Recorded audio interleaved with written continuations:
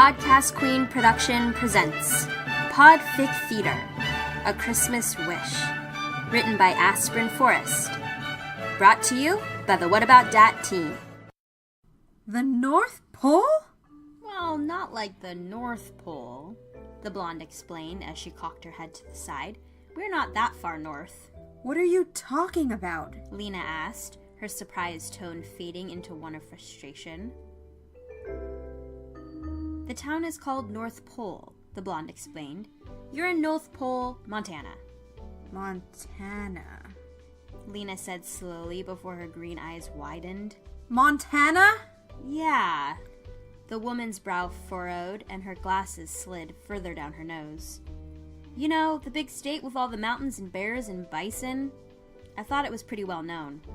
I know about Montana. Lena snapped. And would you please get off of me? Yeah, sorry.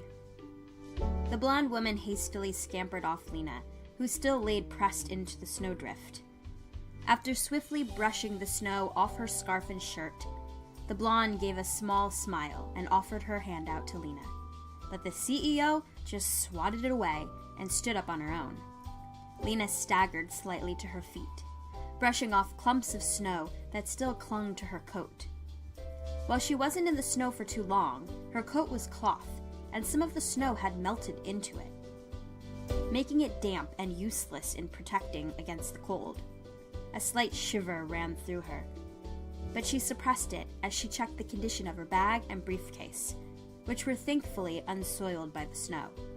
However, the same could not be said about her slacks, now that she sported a large tear in the knee. "I'm sorry about your pants," the blonde woman said with a gesture. It's fine, Lena muttered bitterly as she ran her fingers through her dark hair. It's not like they were designer or expensive like everything else in my luggage that is now barreling down an old highway through the god-forsaken state of Montana. Damn it. How did I let this happen? "Hey now," the blonde woman said, holding up her flannel-covered arms in an attempt to placate the distraught woman in front of her. "It'll be okay. We can figure it out." How? Lena asked. Do you have a way to get back to the bus? Or any way of getting me back to National City? Don't tell me that you have a way of flying me down there. "No, I only fly on special occasions," the blonde said with a coy smile. "But I do have a knack for getting people what they need." She dropped her hands. "Come with me." To where? Lena asked, narrowing her eyes. She didn't want to trust this woman, even with her kind eyes and smile, but her options were too limited not to. "To see Win at the bus depot, although we'll have to cross the street." The woman grinned broadly as she held out her hand. "Will you need to hold my hand this time?" Lena didn't return the smile. After the stress-filled days she'd had, Lena did not have the patience to be treated like a child. The blonde's grin faltered, and her hand dropped. "Well, I guess I'll just have to trust you to look both ways then," she said with a hint of her prior perkiness gone. I guess so, Lena mumbled, shoving her cold hands into her pockets before crossing the now empty street with the blonde by her side. A part of Lena hated herself for hurting this blonde's feelings. She had saved her life after all, and it was so cute how her nose scrunched up when she smiled, and her blue eyes had such a lovely twinkle. But Lena caught herself. What was she thinking? She was currently marooned in a nowhere town with no luggage, no shelter, and no way of leaving. Romance should be the last thing on her list, just like it had been ever since her family tried running L Corp into the ground. Besides, she was a Luthor. She had no business in a hick town, in a hick state, regardless of how attractive she found one of their hick residents. It wasn't like she'd even see her again after today. Still, the blonde could definitely pull off that flannel and vest. "After you," the blonde smiled, opening the door to the bus depot that Lena had just recently left. Thank you, Lena mumbled, ducking her head slightly as she crossed the threshold. Where the place had been cluttered before, it now looked like a mess. The narrow pathway between towers of packages and bags of letters now laid strewn with white, red, and green envelopes and off-kilter, colorfully wrapped packages that covered the wooden floor.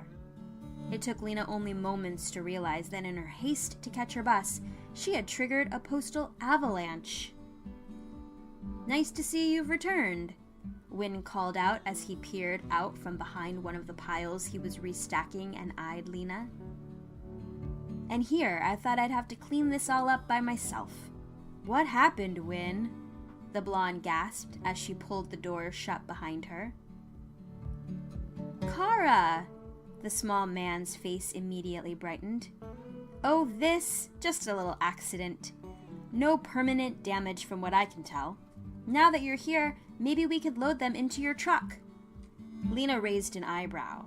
Her life had been saved by Kara, the town mailman, or mailwoman in this case. Still, Lena couldn't help but be a little grateful that the blonde woman's distracting attractiveness had fallen just a little bit. "Not yet, Wynne," Kara smiled. "Clark's running errands in the truck right now. We plan on coming by in an hour or so to gather up everything." Oh, Clark. If her occupation wasn't enough to keep a snobby Lena away, her heterosexuality was. Even if the woman wasn't completely straight, it still sounded like she was in a serious relationship. One serious enough for them to share trucks. Didn't that equate to marriage in some small towns? Lena's heart deflated, and she hated herself for it. Lena cleared her throat in an attempt to clear her thoughts. "Do you need any help cleaning up?" Wynne comically arched an eyebrow, the bell on red and green elf hat tingling. A smirk stretched along his face as he crossed his arms in front of him, leaning back ever so slightly. He may have worn an elf hat, but in the moment he reminded Lena more of a sassy Tinkerbell. If she found out he wasn't wearing tiny green slippers, Lena was going to be very disappointed.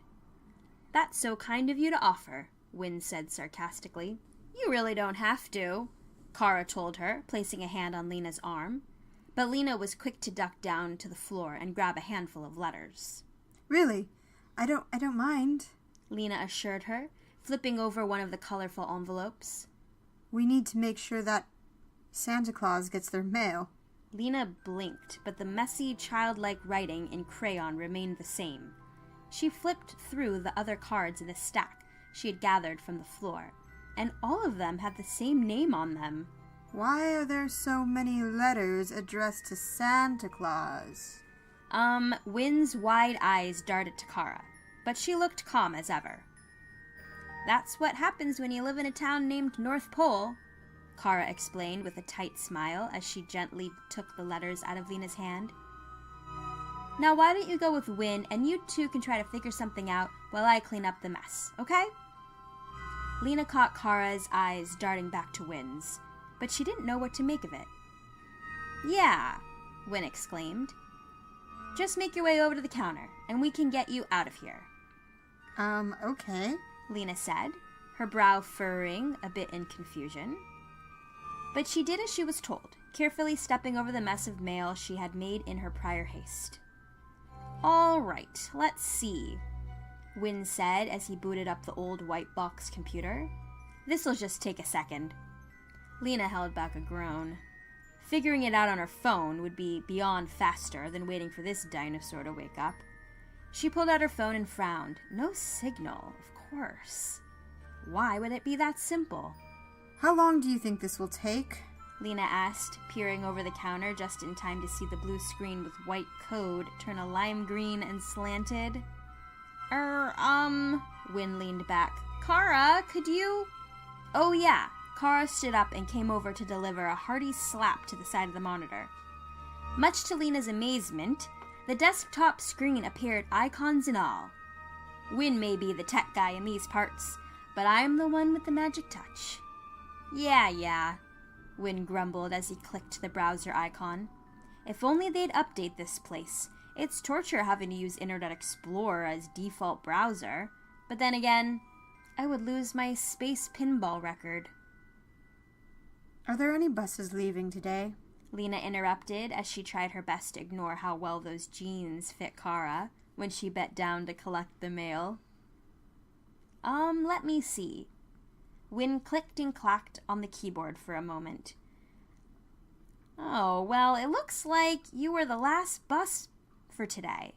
Are you serious? Lena gaped. What about tomorrow, then? No can do, Wynne said with a shake of his fist. There's a storm on its way that's blocking most of the roadways, and the lines don't want to risk it, especially since not many people have tickets here anyway. Well, when is the storm supposed to hit? Lena asked. Oh, it probably won't hit us, Wynne said, pointing to the tall mountains behind her. Even if it does, it probably won't be that bad. Those mountains typically catch the most of it. Then is there a way I can fly out of here? All we got around here are prop planes, but they can't take you too far. Your best bet would be taking one to Billings, and then getting a connector. But finding one on short notice definitely won't be cheap. Money isn't an issue, Lena said, although her stomach clenched at the thought of riding in one of those tiny planes. I'll take whatever I can get. All right, let me just call some people, Wynne said. He reached for the phone, and Lena saw that it was a landline. It still had a spiral cord and rotary dial. This time Lena didn't hold back her groan. Oh. I get it, Kara said as she stacked a pile of fallen presents. It must be frustrating not being able to get to your family on Christmas. Huh. Lena scoffed. Trust me, those are the last people I want to see. Kara frowned, but Wynne spoke before she could. I'm sorry, but it doesn't look like anyone is flying out today. Did you tell them money wasn't an issue? Lena asked, her head whipping back to Wynne. It doesn't matter, Wynne shrugged. No one in town has changed their planes over to winter skis yet, so they can't land. Even if you found someone who had, Billings Airport is closed off to all planes except airliners for the holidays. Then what am I supposed to do? She meant for her voice to be stern, but it only came out as desperate. You can always stay at the Danvers Bed and Breakfast, Kara suggested. At least until the storm has passed. I know they have an open room, and I'm sure they won't mind. They do serve some of the best pancakes in town, Wynne said. And I'll be able to call you as soon as I figure something out. Lena chewed her lip. The last thing she wanted was to stay in a small, Christmas-themed town in Montana indefinitely. But it wasn't like she had much of a choice. She should have stayed in Metropolis, where at least they had cell service and computers made in the 21st century. Fine, Lena said. I'll do that. Awesome! Kara jumped up with a perky smile. It's not too far from here. I can even take you there now. Don't we need to finish cleaning? Oh. Lena looked down at the ground and noticed Kara had cleared an even larger path than before, with perfectly organized and stacked packages and letter bags along the side. Must be a postal worker thing. Okay, I guess we can go now then. She turned back to Wynne and reached into her bag. How much do I owe you? What? Oh, no. Wynne shook his head. It was nothing. Please, I insist, Lena pled. After all, she had wrecked this place. Don't worry about it. If it really bothers you, just buy me a coffee later. It's a small town. I'm sure I'll be seeing you around. Okay, Lena said, shaking her head in disbelief as she turned back to Kara. Ready to go? Yep. Kara was already by the door holding it open for her. It's just down the road from here. Lena nodded and walked through the open door, doing her best not to react when she noticed the sweet peppermint smell of the blonde as she passed. How had she not noticed that earlier? You'll love the Danvers, Kara said, falling in step beside Lena on the sidewalk. They're really good people. And they have a chef who makes the best pot stickers. Pot stickers? Lena asked, arching an eyebrow as she pulled her jacket tighter, attempting to suppress a shiver as the wind blew. What kind of bed and breakfast serves pot stickers? The best kind? Kara smiled. Maggie's not the best with other Asian cuisine, but she has perfected the pot sticker and dumpling. They're to die for. I go just about every week. Usually more if I have time. This time of year's just always busy, you know? I suppose, Lena said, nodding as she realized just how busy a postal worker's life was during the holidays. The snow must make it difficult. Oh, I don't mind it too much.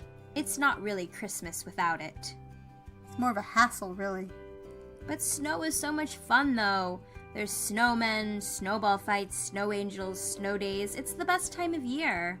I wouldn't know about that, Lena said, reshouldering her bag and intently looking ahead. Lena scoffed. The Luthors weren't ones to encourage snow fun, unless that meant shoveling the walk-and-a-half-mile driveway as discipline. To her, snow just meant more work and canceled flights.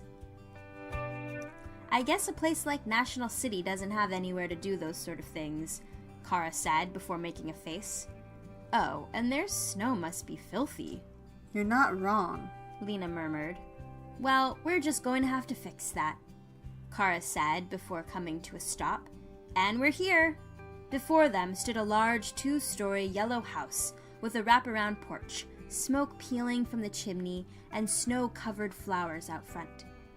Christmas lights wrapped around the railing and porch, and a large green and red wreath hung under the door. Quite honestly, it looked as if it had been taken out of a Hallmark Christmas card.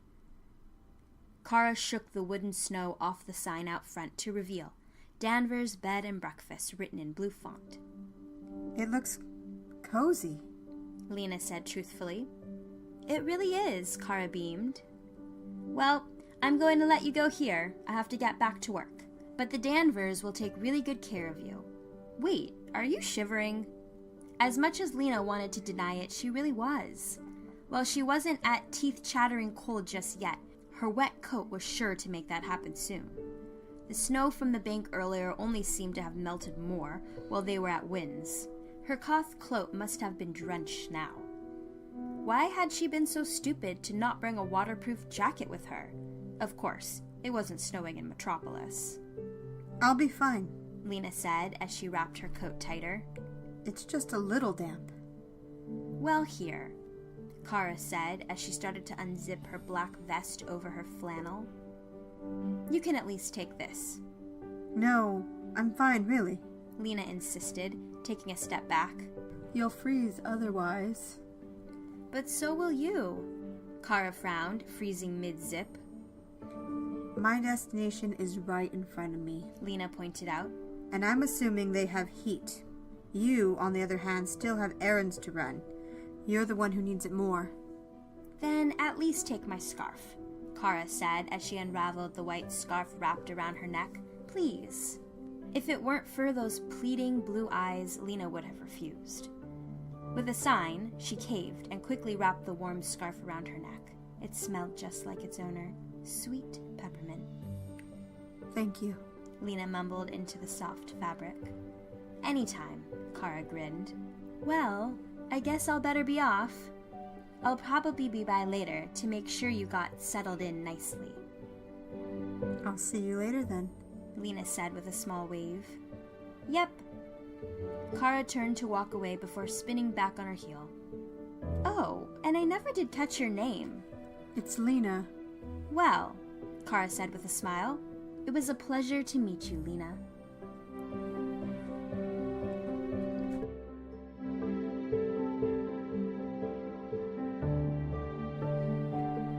You've been listening to PODFIC Theatre, presented to you by the What About That team. Stay tuned for the next chapter. Lena scoffed. The Luthors weren't ones to encourage snow fun, unless that meant... Those motherfuckers! Shh! We're busy!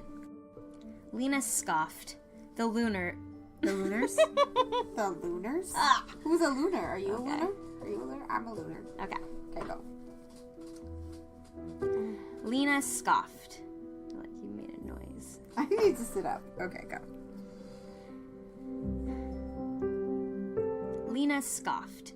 The Luthors weren't ones to encourage snow fun, unless that meant shoveling the walk-and-a-half-mile driveway.